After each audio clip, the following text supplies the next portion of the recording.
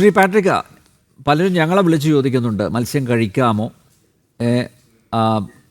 അങ്ങനെ ഒരു ആശങ്ക മത്സ്യത്തൊഴിലാളികളുടെ ഇടയിലും ഉണ്ട്. മാത്രമല്ല, എനിക്ക് തോന്നുന്നു മത്സ്യവിപണിയെ ഈ രണ്ട് അപകടങ്ങളും സാരമായി ബാധിച്ചിട്ടുണ്ട് എന്നാണ്. ഒരു ഭാഗത്ത് ഈ മാംസത്തിൻ്റെ വില കൂടിയിരിക്കുകയാണ് അല്ലേ? നമുക്കറിയാം, ഇപ്പോൾ ഈ പറഞ്ഞതുപോലെ കോഴിയിറച്ചിയുടെ വില കൂടിയിരിക്കുന്നു, മറ്റ് മാംസങ്ങളുടെ വിലയൊക്കെ കൂടിയിരിക്കുന്ന ഒരു സാഹചര്യം ഇപ്പോൾ നിലവിലുണ്ട്. അതുമായി ബന്ധപ്പെട്ട് കോഴി ഇറച്ചി വിൽക്കുന്നതുമായി ബന്ധപ്പെട്ട ഒരു കത്തിക്കുത്ത് ഈ ഇടയ്ക്ക് നടന്ന ഒരു സംഭവം നമ്മൾ റിപ്പോർട്ട് ചെയ്തിട്ടുണ്ട്, വാർത്താ ചാനലുകൾ. അതൊക്കെ നിലനിൽക്കെ തന്നെ ഈ മത്സ്യം ഇപ്പം ആരും വാങ്ങുന്നില്ല. അപ്പോൾ ഈ വാങ്ങാൻ പറ്റാത്തൊരു സാഹചര്യത്തിൽ മത്സ്യം പിടിച്ചുകൊണ്ടുവന്നാൽ പിടിക്കാൻ പോകാൻ പറ്റുന്നില്ല. അത് വളരെ ബുദ്ധിമുട്ടി മത്സ്യം പിടിച്ചുകൊണ്ടുവന്നാൽ അതിന് വില കിട്ടുന്നില്ല. കാരണം വാങ്ങാൻ ആളില്ലാത്ത കാരണം അതാരും മേടിക്കുന്നില്ല, വില കിട്ടുന്നില്ല. അങ്ങനെയുള്ള ഒരു സാഹചര്യം വരുമ്പോൾ അത് മാത്രമല്ല, ട്രോളിംഗ് ബാൻ വരുന്നു അല്ലേ? ട്രോളിംഗ് ബാൻ വന്നു. അതൊരു ഭാഗ്യമായിട്ട്, സർക്കാരിൻ്റെ ഒരു ഭാഗ്യമായിട്ട് വേണം കരുതാൻ. കാരണം അത്തരത്തിലൊരു ട്രോളിംഗ് വരുമ്പോഴത്തേക്ക് ഇല്ലാത്തൊരു സാഹചര്യത്തിലാണെങ്കിൽ അത്രയും മീനുകൾ കരയ്ക്ക് വരുമ്പോൾ ഇതാരാ വാങ്ങുന്നത്? ഇതാരും വാങ്ങാൻ ആളില്ല. അല്ല, പക്ഷേ പ്രജനനം നടക്കുന്ന സമയമല്ലേ ഇത്? അല്ല, ഞാൻ പറയുന്നത് പ്രജനനം നടക്കുന്ന ഒരു സമയമായതുകൊണ്ട് ട്രോളിംഗ് നിരോധനം വന്ന് അതും ഒക്കെ ഇതൊരു ടൈം ആയതുകൊണ്ട് ഒരു ഭാഗ്യമായി നമുക്ക് കരുതാം. അതല്ല, പ്രജനനം നടക്കുന്ന സമയമല്ല, ട്രോളിംഗ് നിരോധനം ഇല്ലാത്തൊരു സമയത്താണ് ഇത് സംഭവിക്കുന്നതെങ്കിൽ ഈ ആളുകളൊക്കെ കൊണ്ടുവരുന്ന മത്സ്യങ്ങൾ എല്ലാവരും ഉപജീവനം എന്നുള്ള രീതിയിൽ പിന്നെ ബോട്ടിലും വള്ളങ്ങളിലും പിന്നെ മരങ്ങളിലൊക്കെ പോയി പിന്നെ മത്സ്യം കൊണ്ടുവന്നു കഴിഞ്ഞാൽ ഇത് ആരാ മേടിക്കുന്നത്? ആരും മേടിക്കാൻ പറ്റാത്തൊരു സാഹചര്യം. ഇന്ന് അവർക്ക് കടലിൽ ഒരു പിന്നെ മത്സ്യബന്ധനത്തിന് പോകുമ്പോൾ അവർക്കുണ്ടാകുന്ന പിന്നെ തുക എന്ന് പറയുന്നത്, ചിലവെന്ന് പറയുന്നത് വളരെ അധികമാണ്.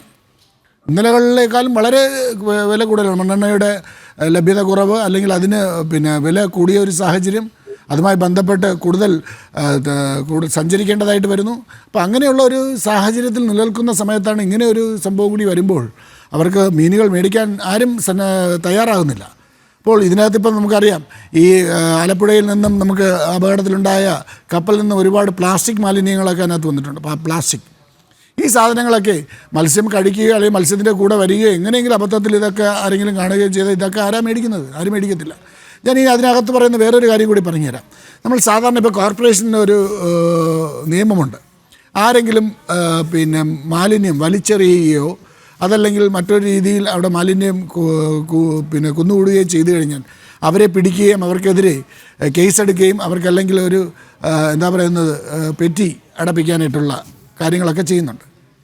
കടലെന്ന് പറയുന്നത് ഇത്രയും ഒരു വലിയൊരു മത്സ്യസമ്പത്തുള്ള ഒരു സ്ഥലത്ത് ഏറ്റവും കൂടുതൽ കയറ്റുമതി ഇന്ത്യയിൽ നിന്നും ചെയ്തുകൊണ്ട് ഇന്ത്യക്ക് അല്ലെങ്കിൽ കേരളത്തിന് കൂടുതൽ വരുമാനമുണ്ടാക്കുന്ന ഒരു സ്ഥലത്ത് ഈ രണ്ട് ഷിപ്പുകൾ കാരണം ഇത്രയും മാലിന്യങ്ങൾ ഉണ്ടാകുമ്പോൾ അതിനെതിരെ എന്തുകൊണ്ട് ഒരു കേസെടുത്തില്ല? നമ്മൾ നേരത്തെ ആ കേസിനെ കുറിച്ചാണ് പറഞ്ഞത്. എന്തുകൊണ്ടൊരു കേസെടുക്കാൻ തയ്യാറാകുന്നില്ല?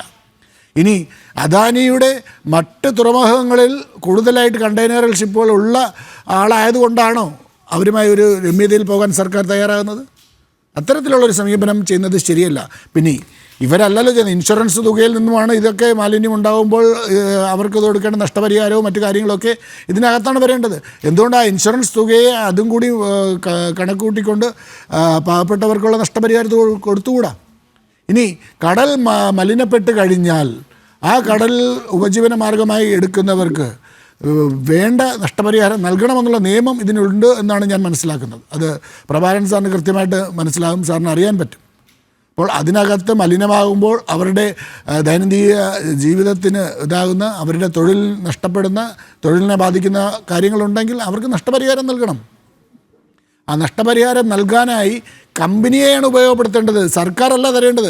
ഇത് സർക്കാർ ഖജനാവിൽ നിന്നും എടുത്തു തരുന്നു എന്നുള്ള ഒരു രീതിയിൽ കാണുന്നത് കൊണ്ട്, അത് തെറ്റിദ്ധരിച്ചിരിക്കുകയാണോ എന്ന് എനിക്കറിയില്ല, കാണുന്നത് കൊണ്ടാണ് കമ്പനി നൽകേണ്ട നഷ്ടപരിഹാരത്തിന് വേണ്ടി അവരെ ഒന്ന് പൊതിഞ്ഞു നിർത്തുന്ന ഒരു സമീപനത്തിലേക്ക് പോകുന്നത്. മീൻ വെക്കാൻ സാധിക്കുന്നില്ല, മീൻ പിടിക്കാൻ പോകാൻ സാധിക്കുന്നില്ല.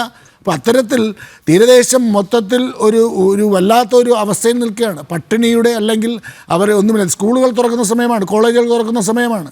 ഈ സമയങ്ങളിൽ കോളേജിലും സ്കൂളിലും പിള്ളേരെ അഡ്മിഷൻ എടുക്കുകയും അതോടൊപ്പം തന്നെ അവരുടെ വിദ്യാഭ്യാസങ്ങൾ നോക്കുകയും ചെയ്യേണ്ട ഒരു സമയത്ത് മത്സ്യബന്ധനത്തിന് പോകാനോ മത്സ്യവിപണനം നടത്താനോ സാധിക്കാത്തൊരു സാഹചര്യം നിലനിൽക്കുമ്പോൾ 1000 രൂപയും 6 കിലോ അരിയും കൊടുത്താൽ ഈ ആളുകളെയൊക്കെ എങ്ങനെയാണ് മുന്നോട്ട് കൊണ്ടുവരിക എന്ന് എനിക്കറിയില്ല. നാളെയുടെ ഈ പാവപ്പെട്ട ജനങ്ങളെ, അല്ലെങ്കിൽ നാളെയുടെ ഈ തലമുറയെ ഇവരെങ്ങനെയാണ് വിദ്യാഭ്യാസം നടത്തുന്നതെന്ന് നമുക്ക് പറയാൻ സാധിക്കത്തില്ല. അപ്പോൾ അത്തരത്തിലുള്ളൊരു സമീപനമല്ല വേണ്ടത്. പകരം അവരെ കൂടെ നിർത്തുന്ന, അവരെ സഹായിക്കുന്ന രീതിയിലുള്ള സമീപനമാണ് വേണ്ടത്. കുത്തക മുതലാളിമാരാണ്. ഇവർക്ക് ഒരുപാട് ഷിപ്പുകളും കണ്ടെയ്നറുകളൊക്കെ ഉണ്ട്. അവർക്കുണ്ടാകുന്ന നഷ്ടമാണോ കാണുന്നത്? ജനങ്ങൾക്കുള്ള നഷ്ടവും അവർ നാളുകളിൽ എങ്ങനെ ജീവിക്കുമെന്നുള്ളൊരു ആകുലതയാണ് ഞങ്ങൾക്കുള്ളത്. ആ ആകുലത സർക്കാർ മനസ്സിലാക്കണം. അടിയന്തരമായിട്ടൊരാശ്വാസം മത്സ്യത്തൊഴിലാളികൾക്ക് ആശ്വാസം അത് സർക്കാർ അത് പിടിച്ചു വാങ്ങണം കമ്പനിയിൽ നിന്ന്. തീർച്ചയായിട്ടും പിടിച്ചു വാങ്ങണം. അത് സർക്കാർ ചെയ്യേണ്ട ഒരു വലിയൊരു കാര്യമാണ്.